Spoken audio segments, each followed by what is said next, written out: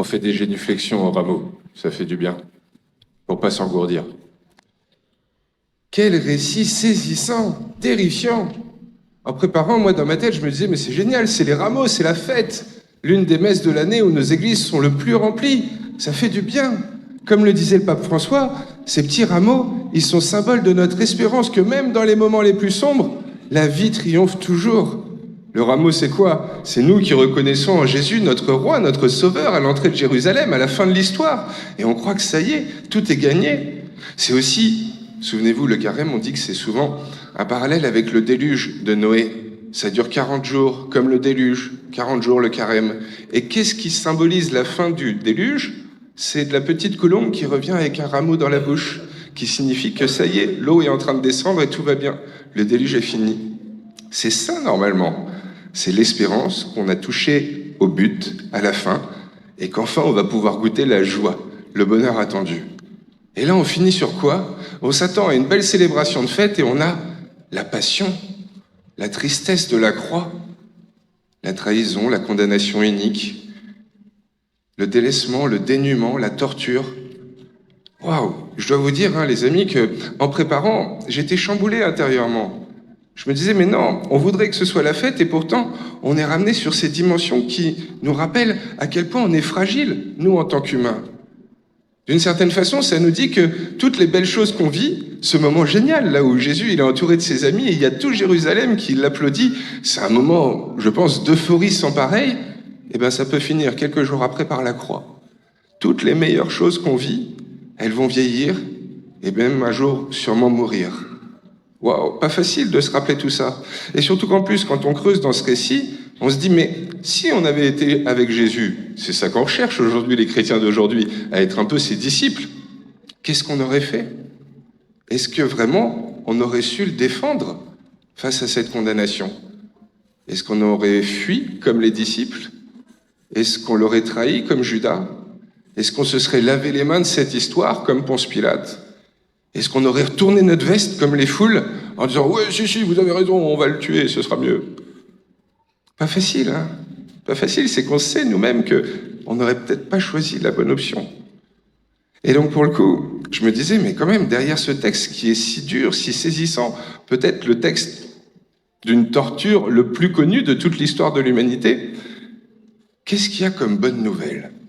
Après tout, évangile, c'est ça que ça veut dire. En grec, évangélion, ça veut dire bonne nouvelle. Donc ça veut dire que même dans ce récit horrible de la mort de Jésus, il doit y avoir un truc de bon à retenir pour nous aujourd'hui. Et je creusais, et je me disais, mais c'est plus qu'évident. Au fond, derrière cette nuit de terreur, d'angoisse, de perdition, j'imagine l'émotion dans laquelle ils étaient, les disciples, là, totalement perdus. Leur maître vient de se faire crucifier devant tout le monde. Après avoir reçu des coups de fouet, s'être fait cracher dessus. Il est là tout nu et il meurt aux yeux de tout le monde.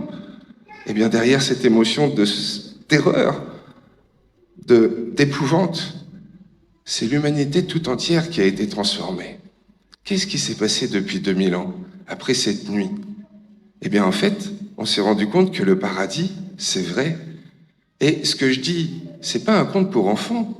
C'est quand même hallucinant ce qu'il y a à comprendre derrière. Parce que la mort, c'est le pire mal qu'on expérimente sur la terre. Au-delà de toutes les trahisons, les complots, les déceptions, les colères, les disputes, tout ça. La mort, c'est le mal absolu.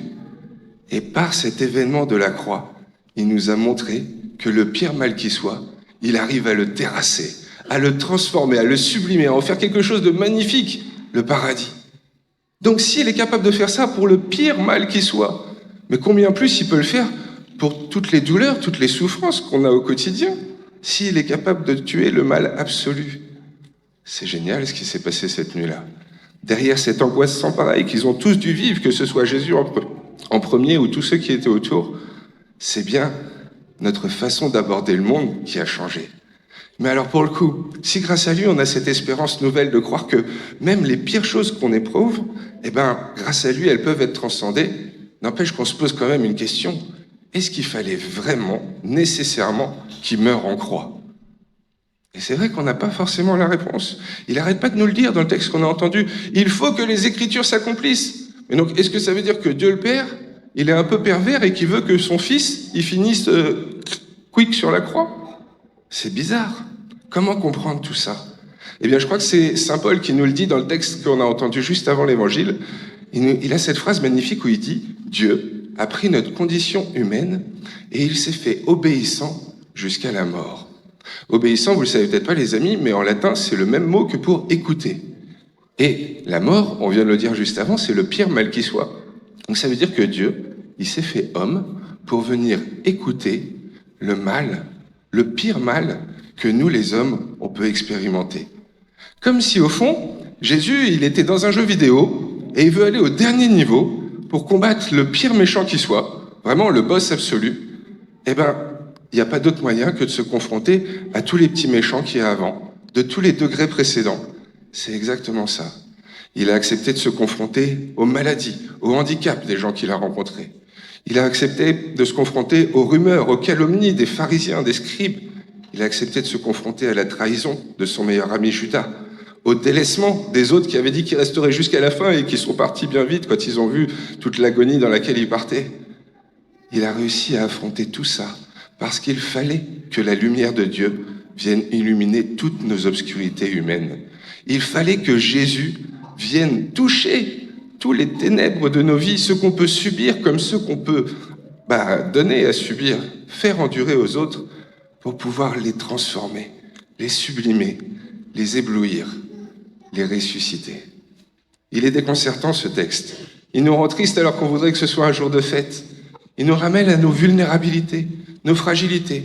On sait que les choses les meilleures qu'on vit, un jour elles auront une fin. On sait que quand on a peur, on est capable du pire, peut-être comme ses disciples, peut-être comme les foules. Mais on sait aussi que dans ces moments d'horreur, de honte sans pareil, lui est capable de tout transformer.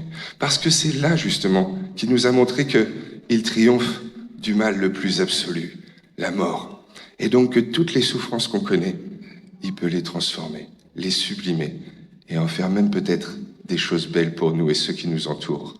Eh bien, peut-être demandons juste pour cette messe et pour la semaine sainte qui arrive, que, grâce à ces fêtes de Pâques, cette confiance soit toujours plus nôtre.